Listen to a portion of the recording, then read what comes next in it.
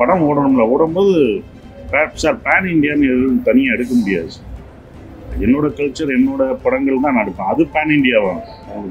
நம்ம பேன் இண்டியாவுக்குன்னு எல்லா லாங்குவேஜுக்கும் ஒன்று எடுக்க முடியாது. ஒவ்வொரு லாங்குவேஜுக்கும் கல்ச்சர் வேறு வேறு. ஒரு சோகத்தை மறைச்சி ஹியூமராக சொல்லும்போது அது எல்லாருக்கும் போய் சேரும். வெறும் சோகமாகவே சொல்ல முடியாது. இந்த கதையே அப்படி தான். ஒரு குடும்பஸ்தன், எல்லார் குடும்பத்துலேயும் ஒரு பெற்றோர்கள் தன் மகனுக்காக தன் சோகத்தெல்லாம் மறைச்சு விஜய் ரெஃபரன்ஸ் இல்ல அந்த கதையாவே நாங்க அந்த பையனோட கேரக்டர், சின்ன பையனுக்கு ஒரு கேரக்டரைசேஷன் பண்ணும்போதே ஓகே இவர் வந்து விஜய் சாரோட ஃபேன், ஸோ அவனுக்கு அந்த மாதிரியான ஒரு இது கொடுத்துக்கிட்டே இருக்கலாம். எங்க போனாலும் அதுல இருந்து ஒரு குட்டி குட்டி ரெஃபரன்ஸ் கொடுத்தா நல்லா இருக்கும். அது இன்னொன்னு சார் இப்போ பாலிடிக்ஸ் போயிட்டாரு, இன்னொன்னு அந்த விஷயங்கள் நம்ம திரும்ப இதில் கொண்டு வந்தா கொஞ்சம் நல்லா இருக்குமேன்ற மாதிரி ஒரு தாட். ப்ரெஸ் மீடியா எல்லாருக்கும் டூரிஸ்ட் ஃபேமிலி சார்பாக நான் வணக்கத்தை தெரிவிச்சுக்கிறேன்.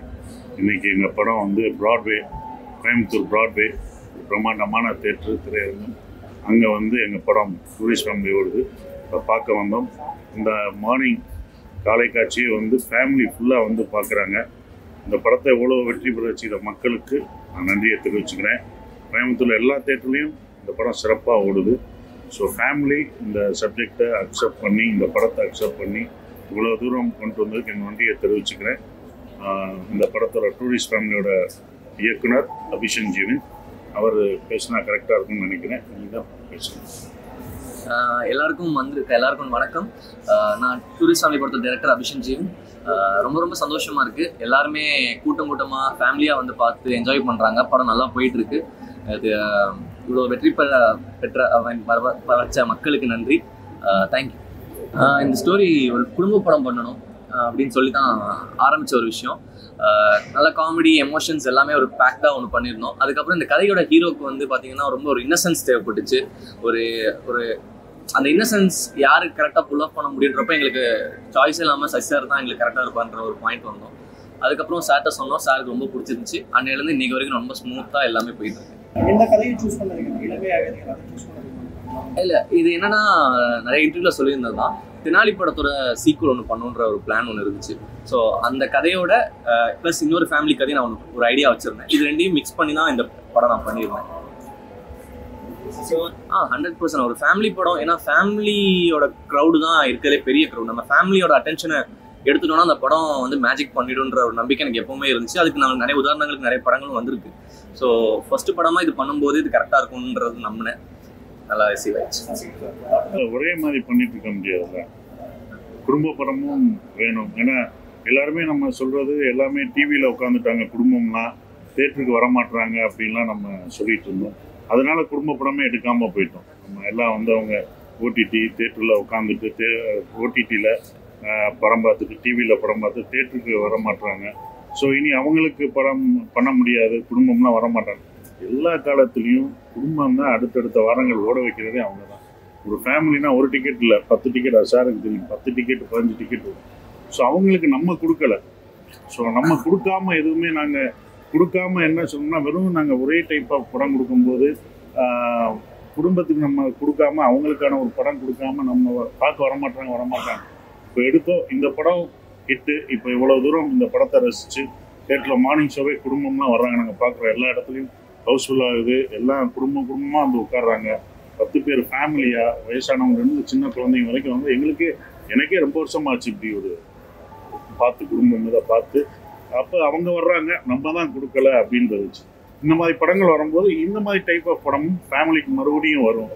இது ரொம்ப சொல்லுவாங்க, எப்போதும் ஃபேமிலிக்கு பிடிச்சதுன்னா படம் சூப்பர் ஹிட்னு சொல்லுவோம்.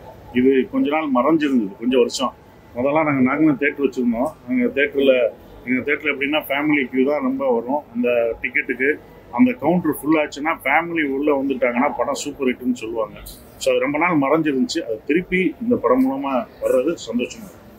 அதே மாதிரி உங்கள் படத்தை வந்து இந்த சோசியல் மீடியாஸ் வந்து நல்லா தூக்கி கேம்பெயின் பண்ணிட்டு இருக்காங்க, படம் நல்லா இருக்குது அப்படிங்கிறது. இல்லை, நாங்கள் ஆரம்பத்துலேருந்தே சொல்கிறோம் கிளைமேக்ஸ்லாம் சொல்ல வேணாம் அப்படின்றது. அது விமர்சனம் பண்ணும்போது யாரும் சொல்கிறது இல்லை.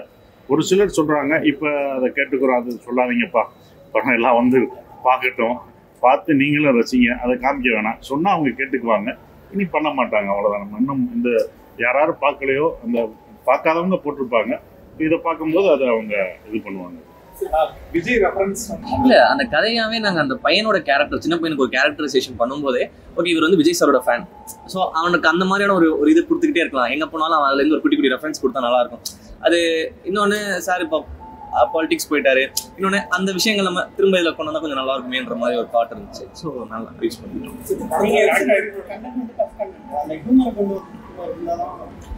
ஏன்னா சீரியஸான படங்கள் நிறைய வந்துருச்சு, அதெல்லாம் நிறைய வந்துகிட்டு இருக்குன்றப்போ ஒரு லைட் ஹார்ட்டடான ஃபிலிம் பண்ணணும். இந்த படம் பார்த்துருந்தீங்கனாலே தெரியும், இந்த கதைக்கு இந்த விஷயம் சப்ஜெக்ட் தேவைப்பட்டுச்சு, என்னோட கிளைமேக்ஸுக்கு இந்த விஷயம் தேவைப்பட்டுச்சு. அண்ட் அதை வந்து ஃபேமிலி படமாக பண்ணணும்.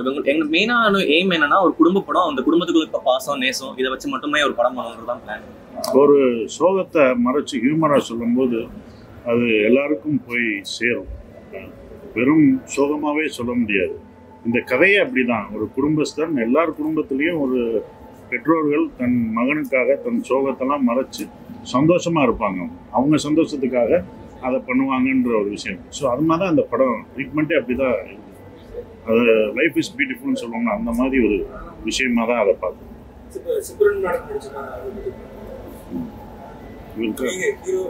ஹீரோ நான் ஓகே, நான் தான் எல்லாம் நிறையா சொல்லிட்டேன். ரொம்ப சந்தோஷம் சிம்ரமன் இந்த படத்தில் வந்தது. படம் பார்க்கும்போது உங்களுக்கு தெரியும், அந்த கேரக்டரில் அவ்வளோ அழகாக கரெக்டாக பொருந்திருக்காங்க. எந்த மேக்கப்பும் இல்லாமல், டைரக்டர் சொன்னபடி மேக்கப் இல்லாமல் எதுவும் இல்லாமல் ஒரு குடும்பத்தில் எப்படி இருப்பாங்களோ, ஒரு அம்மா எப்படி இருப்பாங்களோ அதை அப்படியே அந்த கேரக்டருக்கு ஜஸ்டிஃபை பண்ணி பண்ணாங்க. அவங்க இந்த படத்தில் வந்து ரொம்ப சந்தோஷமான ஒரு விஷயம்.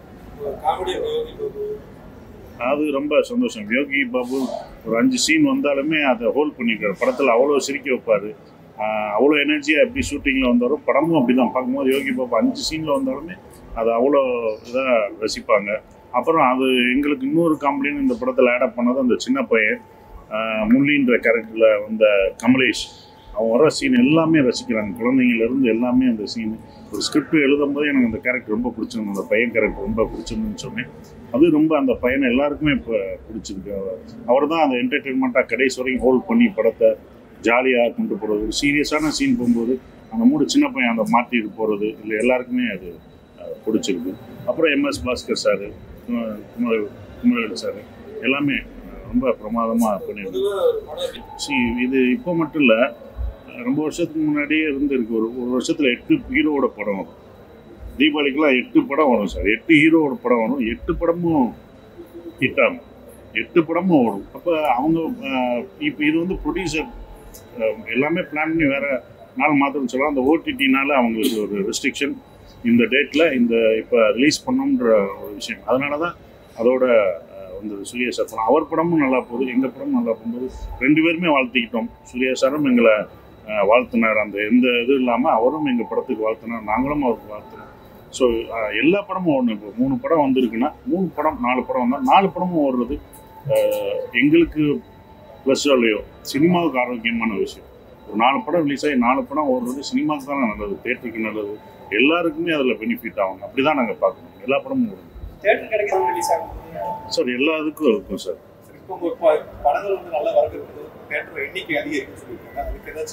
ரொம்ப சந்தோஷமாக இருக்குது. ஒரு படம் வந்து எண்ணிக்கை அதிகரிக்கும் போது சந்தோஷம் தான் போகும். அது எங்களுக்கு ரொம்ப சந்தோஷம். இப்போ அதிகரிச்சுட்டு இருக்காங்க. போன ஃபர்ஸ்ட் டே வந்ததை விட இப்போ வந்து எல்லா ஊர்லேயும் அதிகமான ஷோஸ் வருது, அதிகமான ஷோஸ் கிடைக்கிது. ஸோ நல்லா இருக்கும்போது அது இன்னும் கூடுதல் ஷோஸ் வரும். அது ரொம்ப சந்தோஷம். நான் பண்ணுறேன். அது இந்த மந்த்து இந்த வருஷம் எண்ட் ஆயிடலாம். இல்லை, அது ஒரு பீரியட் சப்ஜெக்ட், ஒரு ஹிஸ்டாரிக்கல் சப்ஜெக்ட். அதே படத்திலேயே வந்து சில சீனா சொல்வார், உங்க நேர்மை எனக்கு ரொம்ப பிடிச்சிருக்கு, கியூட்டா சொல்லுவாங்க. ஆமா, ஸோ சாரால 2மே பண்ண முடியும். அவர் வந்து பயங்கர சாஃப்டாகவும் பண்ணுவார், அதே சமயம் அவருடைய வெறப்பாகவும் ஒன்று பண்ண முடியும். எனக்கு எப்பவுமே சாரோட ஆஃப் ஸ்க்ரீன்லாம் பார்த்தீங்கன்னா ரொம்ப காமாக ரொம்ப சாஃப்டாக தான் இருப்பார். இந்த கேரக்டருக்கும் எங்களுக்கு வந்து எல்லாமே நாங்கள் பாக்ஸை டிக் பண்ணிட்டே வந்தோம், எல்லாத்துக்குமே ஃபிட்டிங் ஆனார். அப்போது சார் நாடோடியிலும் நான் தான் சாஃப்டாக பண்ணேன். நீங்கள் கழுத்து இருக்கிற மட்டும்தான் அவங்க மனசில் அதான் சுப்பிரமணியம் தான் வச்சுருக்கேன். பட் அதுக்கப்புறம் நாடோடிகள் குட்டி புலின்னா அம்மா சென்டிமெண்ட்டு அப்படியே இதாக ஆச்சு. அம்மாக்கு எல்லாமே அந்த இது இருக்குது. பட் அதை கொஞ்சமாக நான் அயோத்தியிலேருந்தே நான் அயோத்தி படத்துலேருந்தே சண்டை பண்ண மாட்டேன், இது பண்ண மாட்டேன். நந்தன் படத்துலையும் எல்லாத்துலேயும் அதுக்கு வந்து கதையும் நான் பண்ணுவேன். டூரிஸ்ட் ஃபேமிலி மாதிரி ஒரு கதையும் நான் பண்ணுவேன், நந்தன் மாதிரி ஒரு கதையும் பண்ணுவேன் அப்படின்ற ஒரு டிஃபரன்சியேஷன் பண்ணணும். ஃபேமிலியில் ஒருத்தராக தான் சார் நம்மளுடைய முதல் படங்கள் வந்து உங்களை நிறைய இடத்துக்கு கொண்டு போச்சு. ஒரு சாஃப்டான ஒரு ஃபேமிலிக்குள்ளே போன்ற நம்பிக்கை தான். ஆரம்பத்துலேருந்து இந்த ஃபேமிலி சப்போர்ட் நமக்கு எப்போதுமே இருந்த முதல் படத்துலேருந்து இப்போ வரைக்கும் அவங்க இது கொடுக்குறாங்க. அப்போ டூரிஸ்ட் ஃபேமிலின்னு அந்த கதை வந்து அது குடும்பத்துக்கான ஒரு படமாக வந்து இருக்கும்போது அது பண்ணணும்னு தோணுச்சு. கரெக்டாக அதை பண்ணணும்.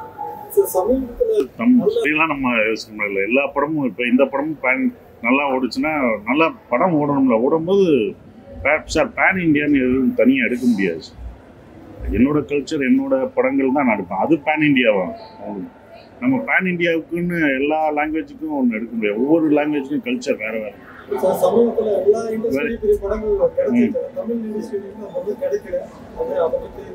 அது கண்டிப்பாக கிடைக்கும் சார். கூடிய சீக்கிரம் கிடைக்காதுன்னு இல்லை சார். முன்னே நம்மளும் பண்ணிட்டு தானே சார். பேன் இண்டியா ஆரம்பித்ததே தமிழ் சினிமா தானே சார். மணிரத்னம் சார் தான் பேன் இண்டியா. அதுக்கு முன்னாடி சந்திரலேகாலாம் பேன் இண்டியா தான். நம்ம தான் ஆரம்பித்தோம். அது அப்படி ஒரு சர்க்கிள் வரும், அவ்வளோதான். நம்ம அதை காத்திருக்கும்போது கண்டிப்பாக அது வரும் சார். சந்திரலேகாவும் பேன் இண்டியா மூவி தான். அந்த காலத்தில் நாங்கள் கேள்விப்பட்டது இப்படி ஒரு பேன் இண்டியா மூவியாக வந்து நாங்கள் கேள்விப்பட்டோம். நாங்கள் எங்கள் ஜென்ரேஷனில் பார்த்தது மணிரத்னம் சார் அப்போயே ரோஜா பேன் இண்டியா தான் பண்ணார். அவர் தான் அந்த பேன் இண்டியாவுக்கான ஒரு விஷயம். இப்போ நம்ம சொல்கிற ஒரு விஷயம் எல்லாமே ஒரு சப்ஜெக்ட் தான் சார். நம்ம ரூட்டட் எடுக்கும்போது அது எல்லாருக்கும் போய் சேரும்போது பேன் இண்டியாவாக கண்டிப்பாக அந்த படம் பார்க்காதவங்க குடும்பத்தோடு வந்து தியேட்டரில் வந்து பாருங்கள். கண்டிப்பாக அந்த படம் உங்களுக்கு பிடிக்கும், நீங்கள் ரசிப்பீங்க. இந்த டூரிஸ்ட் ஃபேமிலியை நீங்கள் அவ்வளோ நேசிப்பீங்க, லவ் பண்ணுவீங்க. இந்த படம் பார்த்துட்டு போகும்போது உங்கள் மனசில் லவ் அப்படின்ற ஒன்று உங்கள் மனசில் எப்படியும் இருக்கும். ஏன்னா இது வந்து ஒரு உண்மையை மட்டும் இல்லை, ஒரு நேர்மையும் ஒரு எல்லாருக்கும் பிடிச்ச ஒரு பாசத்தையும் இந்த படம் சொல்லுது. லவ் ஸ்ப்ரெட் லவ் பண்ணுவோம் அப்படின்ற ஒரு விஷயம் இந்த படம் சொல்லுது. கண்டிப்பாக உங்களுக்கு பிடிக்கும், பாருங்கள்.